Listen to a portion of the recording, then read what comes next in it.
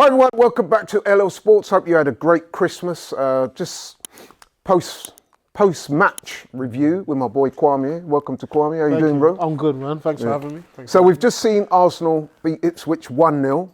I've got to say, let me just start by saying, man, I'm grateful for the win. So I don't want to come across as churlish or disrespectful or unappreciative or anything like that. But I have to say, bro, for me, that performance was not one of which I see Arsenal being able to win titles with. I was underwhelmed. What was your thoughts on it? Yeah, like just literally, we was just discussing it after the game. It's not one of those games which fills you. I think the words you used as well fills you with confidence that can your team go on and win a title. And I know we're midway through the season now, but and I don't want to keep comparing, but I'm looking at our games, how we've been playing performance-wise. Has it been at that level where we can kind of go on a run, a convincing run, and match this juggernaut of a team, which is Liverpool this season? Exactly. You know? It could be a bit of recency bias because I'm sure, like, you watched the game Liverpool yesterday. Yeah. They played Leicester. They went a goal down. But even for that, they were quite impressive, especially going forward. Yeah. They looked like they were going to score at literally every opportunity. Whereas with us today, yes, we had plenty of possession. We were never really in danger of losing the game. I would say that for sure. But I'm just looking at levels, bro. Like Liverpool just looked more dynamic. Their passing, the tempo was quicker. Yeah.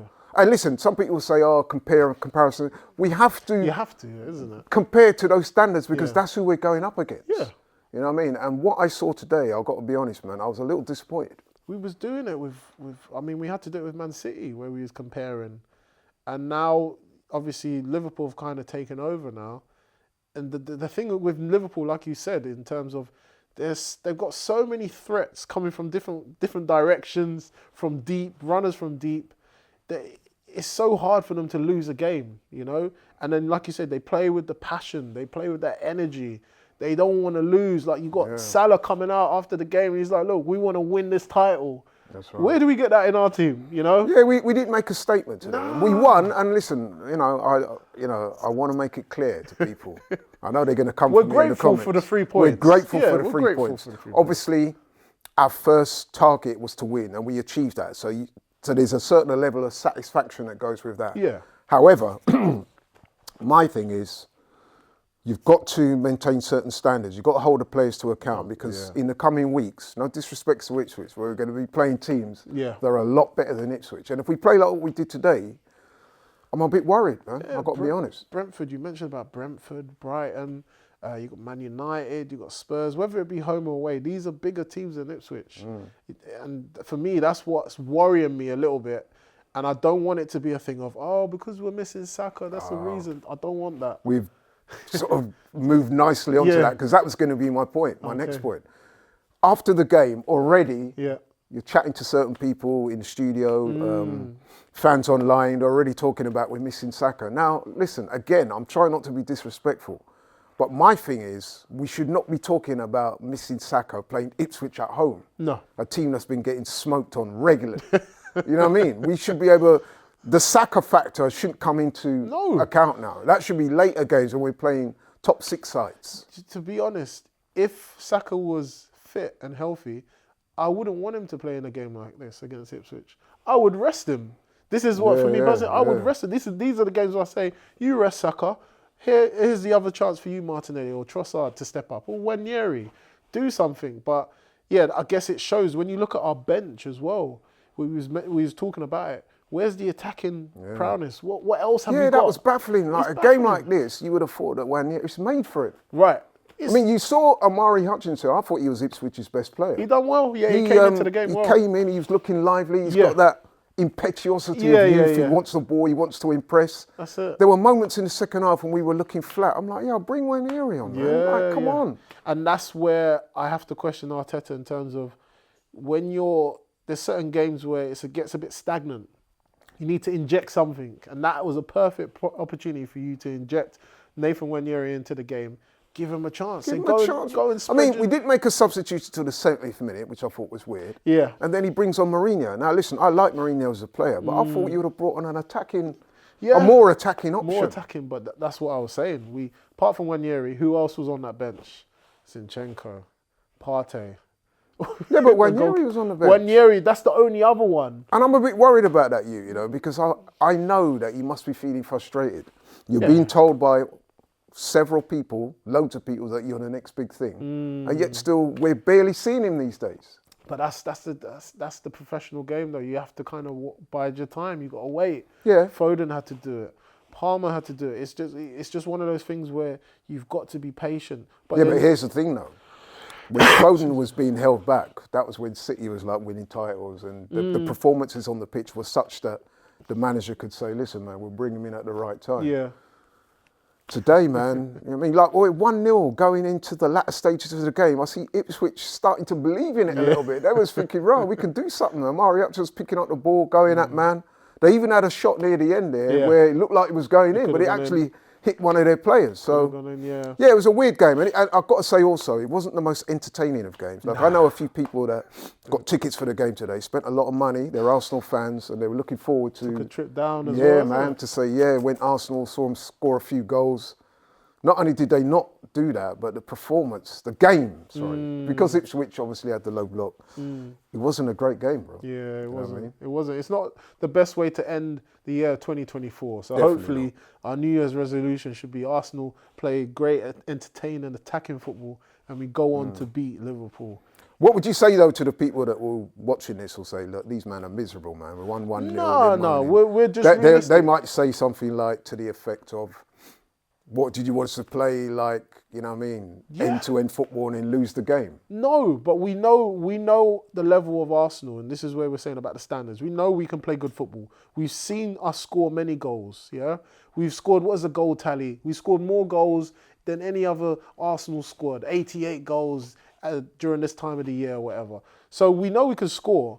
I don't want to see that. We don't pay, we don't invest, we don't take our time out, our good time out from our families and work to go and see something like that. We want to be entertained. There has to be a level of entertainment, level of passion, I feel like. And that's what we didn't get. So grateful for 3 points. Don't get me wrong, we're second in the table, yes. However, questions will be asked. If we don't get a title by the end of the season, questions are going to be asked, and it's going to come down to these certain games, We're going to wrap up soon, but I just wanted to ask you, in terms of our title challenge, the January window's coming up. Obviously, we know Sacka's out for so-called many weeks. We don't know how long that is, but it's going to be a significant portion of time. The one good thing we can say about Arsenal is that we're in every competition, which is great. Don't get me wrong, that's great. That's another but point, with that, you know what I mean, we've got injuries, Sterling's out, January window's here.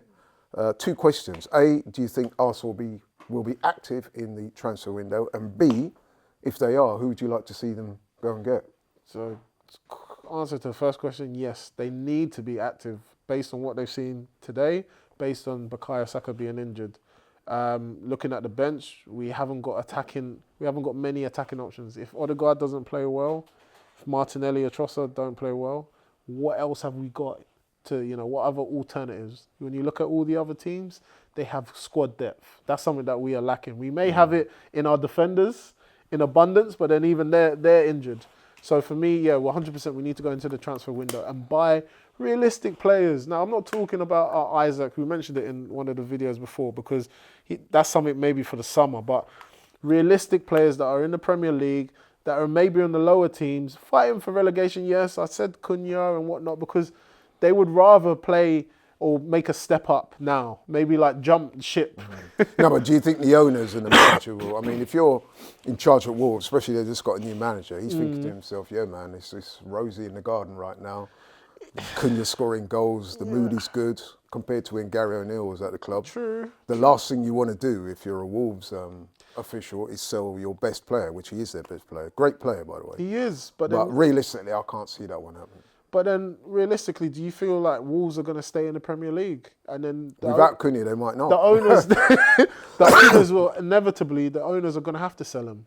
But in January though. Oh, in January, all right.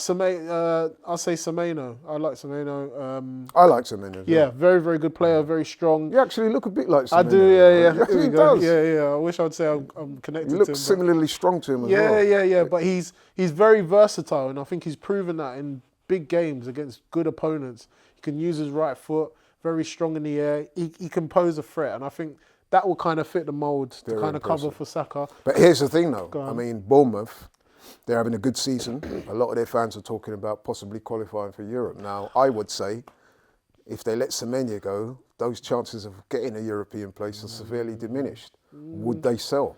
They always see, Wolves always find players, yeah? Remember the players they had before, Jota, Pedro, all of these lot. They've had them before and then they always replace them. So their recruitment is good. That's the same with Bournemouth. They seem to find these key players. So I feel it would be good. It would be a good step. If not Semeno, then maybe Kudos. Yeah. I'd love to see a Kudos. People are talking about Mbeumo. Mbeumo, yeah. He's very good. We're going to have to come up against him next week. So that's something to look out for. Very quickly, I'm going to ask you, there's a player that people have been discussing as a possibility for Arsenal. He is available, but a lot of people are not having it. But I'll be interested to hear your thoughts. You're not going to say Marcus Rashford. Oh my gosh. Marcus Rashford. Love him. Love what he's done. When he plays well. For the kids? Or yeah, for the kids. Love what he done. Meals. Yeah, for the school meals. What he done. I'm talking about on the pitch. Though. On the pitch, at this current moment, no. It's been very difficult for him. I don't know what's going on in his personal life. It must be something that we don't know about. So that's the only thing I can say about it. But yeah, I would love to sign the Marcus Rashford that was scoring in the Champions League, that scores in the derbies, that was unstoppable Rashford. But I believe if we brought him in, he would end up being another Sterling. You know, I don't think mentally right now he's in the right space for that. That's the reason why. And I feel like his work rate off the ball is not as good as how the other players are. Good point. You know? Okay, then just to wrap up, I'm going to give you the last word. We're heading into 2025. Realistically, do you think that Arsenal has what it takes to win the title or even any other major honours? What's your current views on Arsenal's? Carabao Cup, yeah. FA Cup, yeah. Champions League, no. Premier League, no. You need to have that je ne sais quoi. You need to have that starlight player. We haven't got that. We haven't got it in Odegaard, unfortunately. It's too much for him. Sacka is injured. The crop of players that we've just seen out there, what player stands out for you? What player would you be like, oh no, we're not going to let him go because he's amazing? None of them. Not on today's performance. Not in today's performance. And I feel like that's what you need to win titles. You can go back in history. They always had that star. A few players that just stood out. Ljungberg, Pires. It wasn't just Omri. Vieira. They had it throughout the team. Where in that team have we seen it yet? That's what I need. The challenge I want for this team to do, the players.